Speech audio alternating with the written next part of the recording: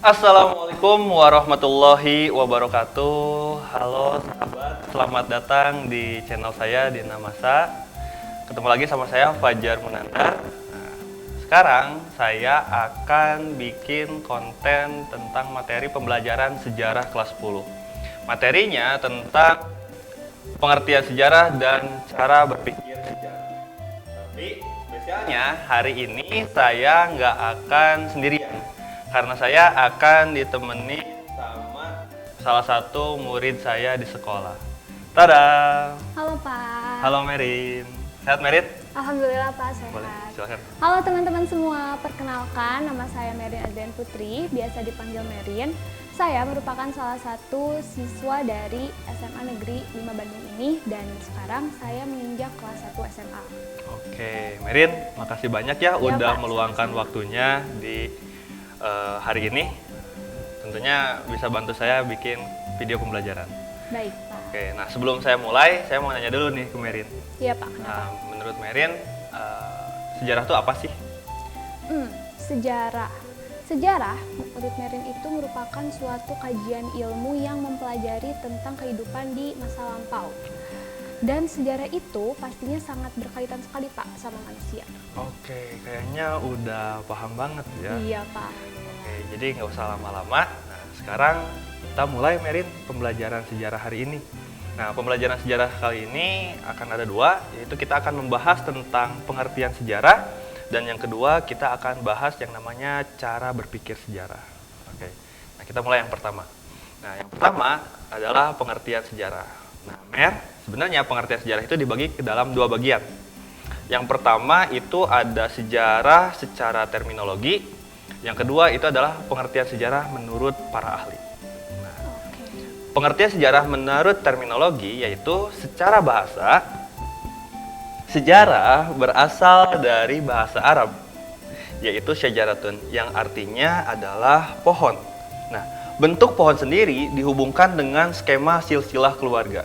Dan jika kita perhatikan skema dari silsilah, itu akan menyerupai pohon yang terbalik. Nah, kata syajaratun kemudian digunakan dalam bahasa Melayu dengan penyebutannya yang berubah menjadi syajarah. Dan bahasa Indonesia menyebutnya dengan kata sejarah. Sejarah sendiri kenapa bisa dikatakan sebagai pohon? Karena pohon adalah sebuah tumbuhan yang tumbuh mulai dari akar, batang, ranting, hingga daun. Nah, hal ini menunjukkan bahwa sejarah juga mempunyai permulaan serta terus tumbuh dan berkembang dari tingkat sederhana menjadi tingkat yang lebih luas dan kompleks. Selain itu, menurut Kamus Besar Bahasa Indonesia atau KBBI, sejarah itu didefinisikan ke dalam 3 bagian. Wah, apa aja tuh Pak? Yang pertama itu adalah asal-usul, keturunan, dan silsilah. Nah, yang kedua itu adalah kejadian yang terjadi di masa lampau.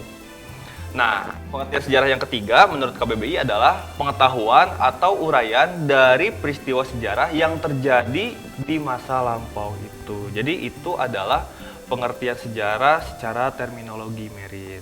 Oke Pak. Nah Pak, selain itu, dalam bahasa Arab juga sejarah biasa disebut sebagai tarikh Pak. Nah, tarikh jika diartikan dalam bahasa Indonesia itu artinya adalah waktu dan juga penanggalan. Selain dalam bahasa Arab, pastinya kita juga harus nih untuk mengetahui sejarah dalam bahasa Yunani maupun bahasa Inggris.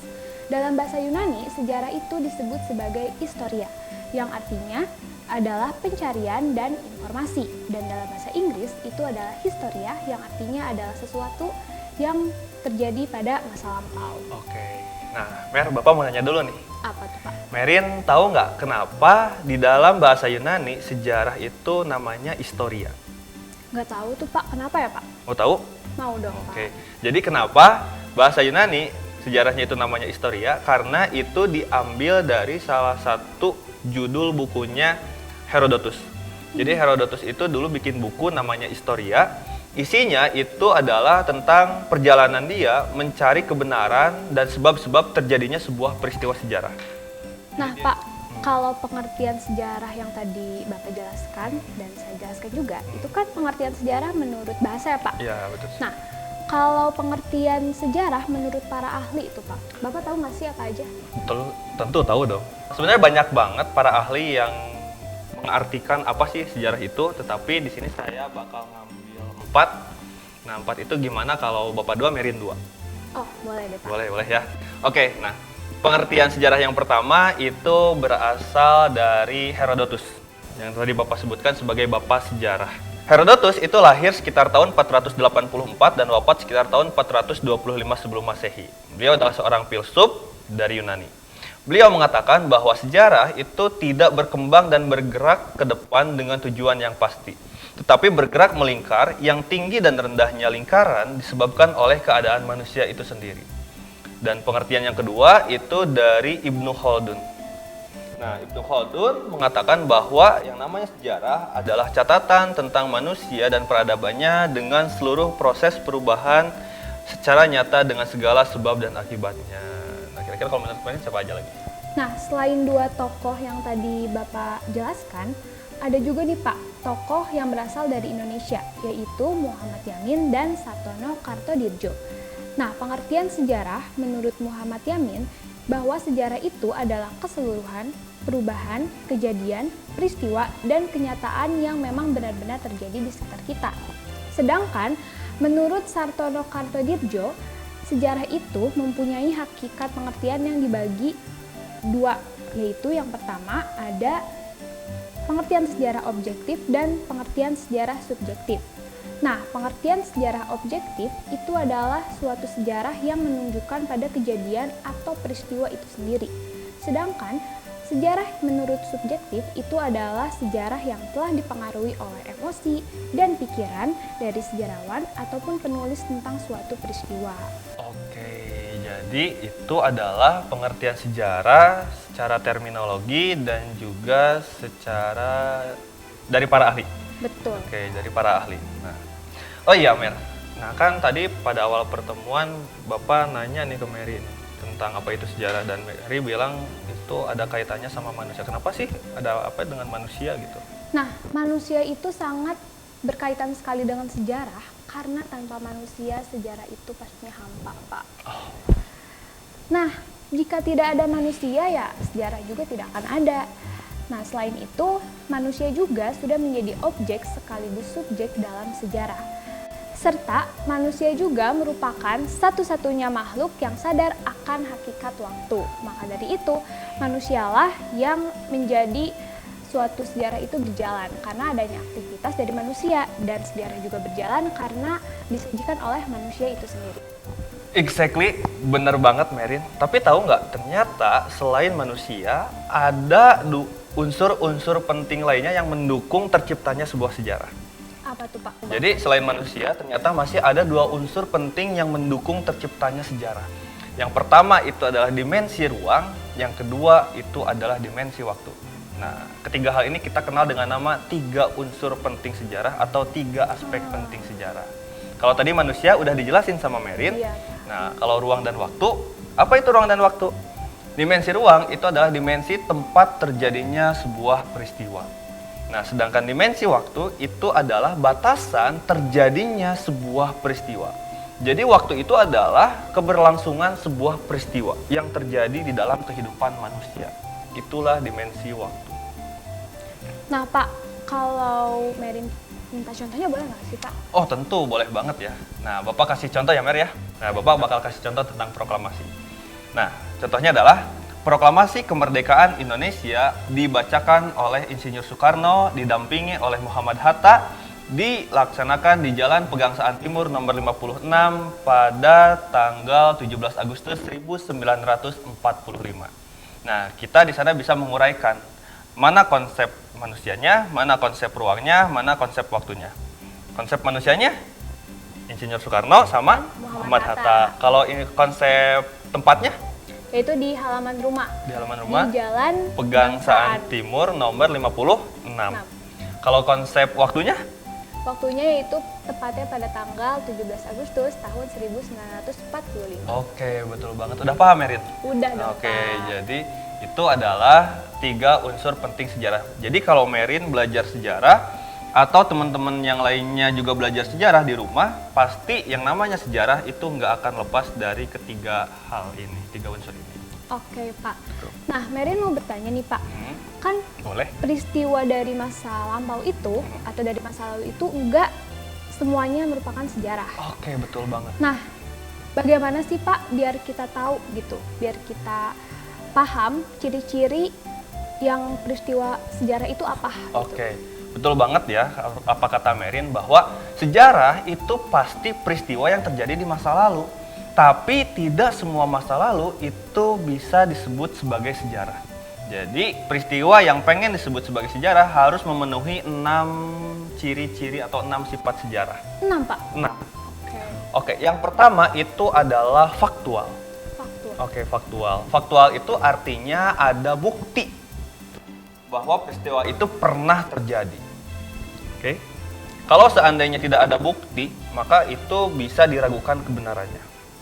Yang kedua, itu unik. Jadi peristiwa sejarah itu harus unik, Mer. Unik itu satu-satunya atau hanya terjadi satu kali.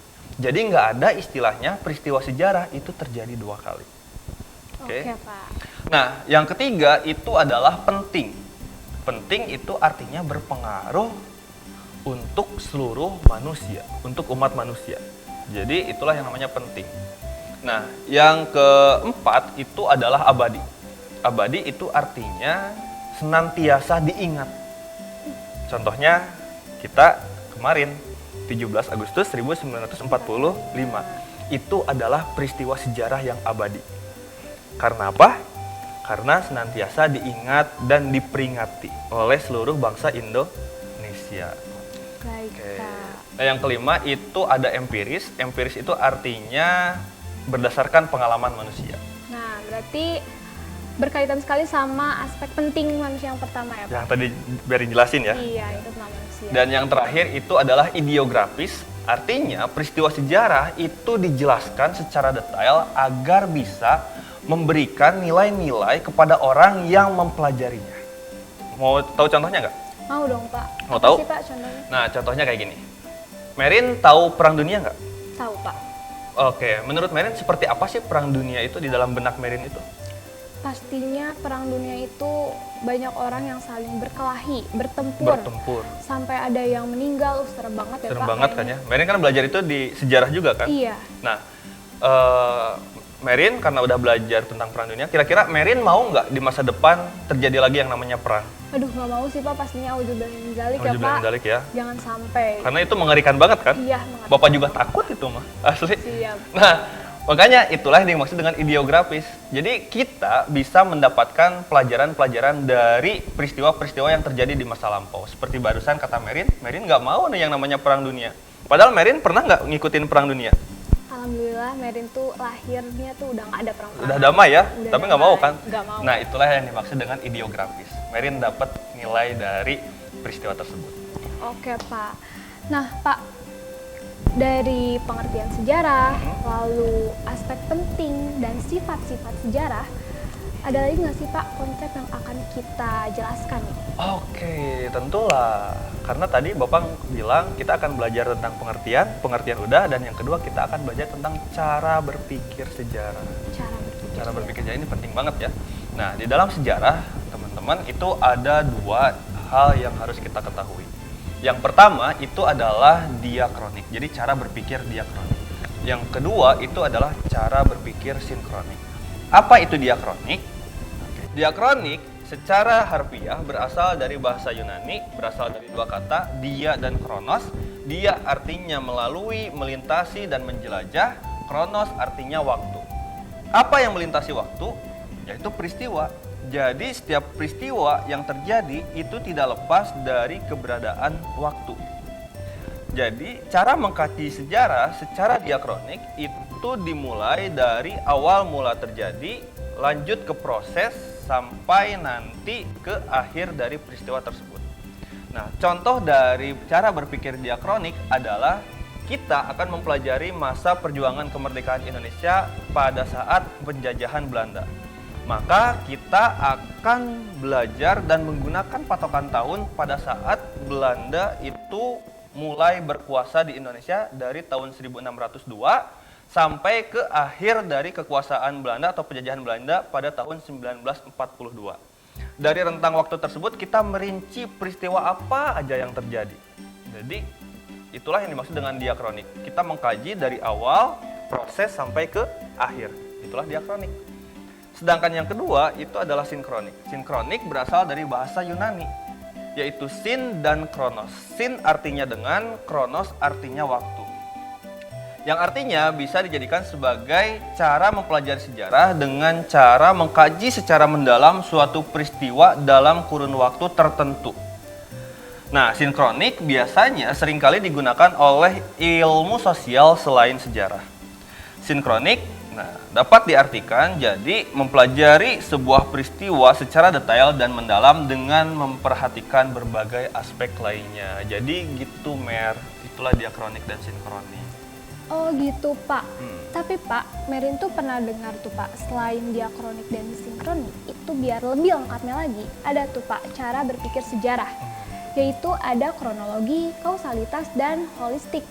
Nah, kronologi itu merupakan cara berpikir sejarah di mana mencatat kejadian-kejadian kembali peristiwa berdasarkan urutan waktu secara tepat.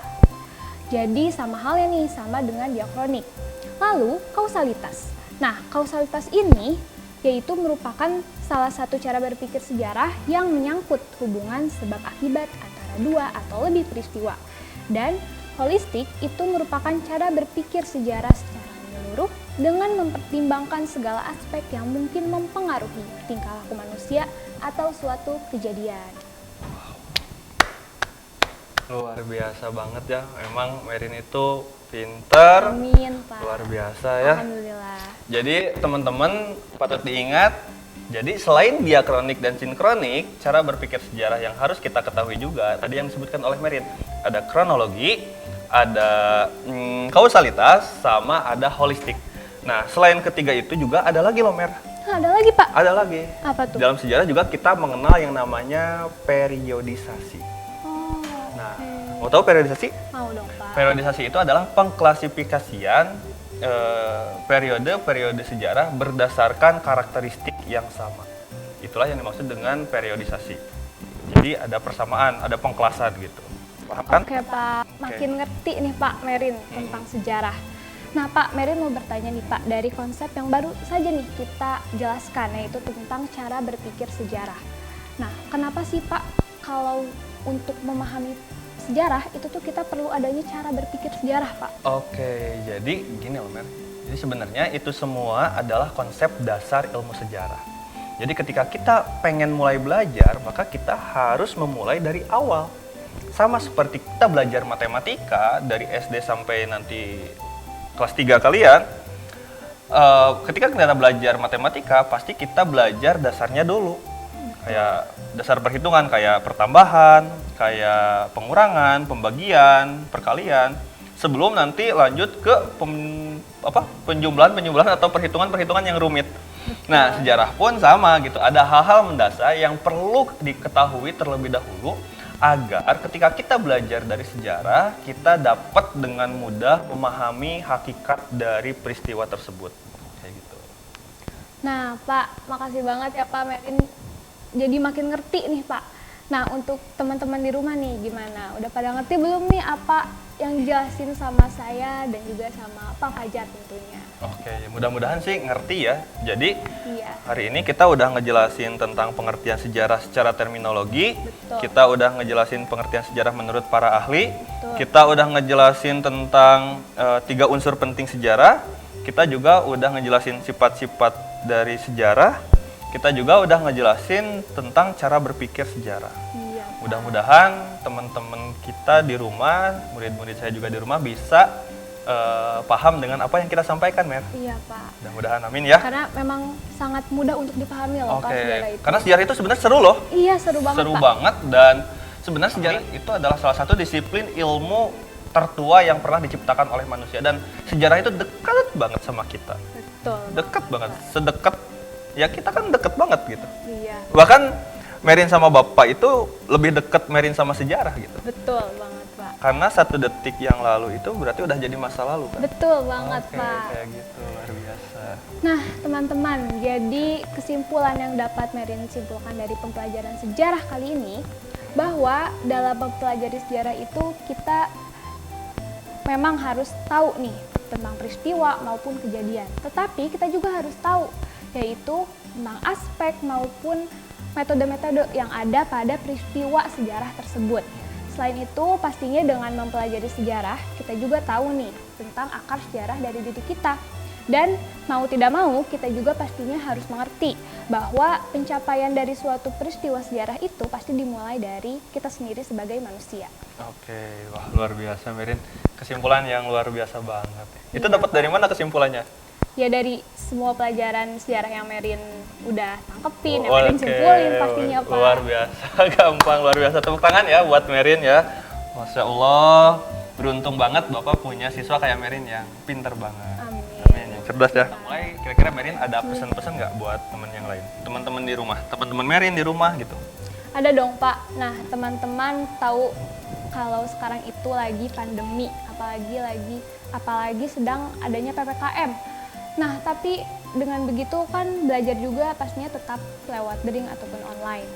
Nah, teman-teman, walaupun belajar kita masih tetap daring maupun online, kita harusnya jangan patah semangat. Kita harus terus belajar untuk menggapai cita-cita kita, untuk mengejar nilai kita. Apalagi nih saya sendiri udah menginjak kelas 1 SMA yang nanti 2 tahun lagi tuh saya pastinya mungkin dari sekarang Pak harusnya saya tuh berjuang terus agar saya tuh bisa menggapai cita-cita saya masuk ke kuliah yang saya mau. Oke, amin ya Allah ya Rabbal Alamin. Ya, Amin. moga-moga Merin bisa nanti cita-citanya tercapai ya, Amin. kuliahnya Dan di teman-teman tempat itu. semua juga semangat ya. Oke, teman-teman juga semangat. Makasih Merin Iya, Pak. atas Sama-sama. pesan-pesannya, atas waktunya juga udah mau datang di video pembelajaran saya kali ini. Nah, untuk sahabat Nemasa, sebelum saya dan Merin undur diri, jangan lupa untuk subscribe, like, share, and comment agar saya di channel Nemasa ini semakin termotivasi untuk membuat konten-konten yang bermanfaat. Oke, ada yang ingin disampaikan lagi nggak ada? Nggak ada, Oke, Pak. nggak ada. Yang penting terus semangat buat teman-teman dalam belajar sejarah. Oke. Kalau kayak gitu, saya ngucapin makasih banyak ya buat Merin Iya, Pak, untuk hari sama-sama. ini. Semoga ilmunya hari ini berkah ya dan bermanfaat. Amin. Nah, sebab itu, saya Fajar Munandar. Saya Merin Adrian Putri. Terima kasih atas perhatiannya. Assalamualaikum warahmatullahi Warahmatullahi wabarakatuh. wabarakatuh. Bye-bye. Dadah. Every endeavor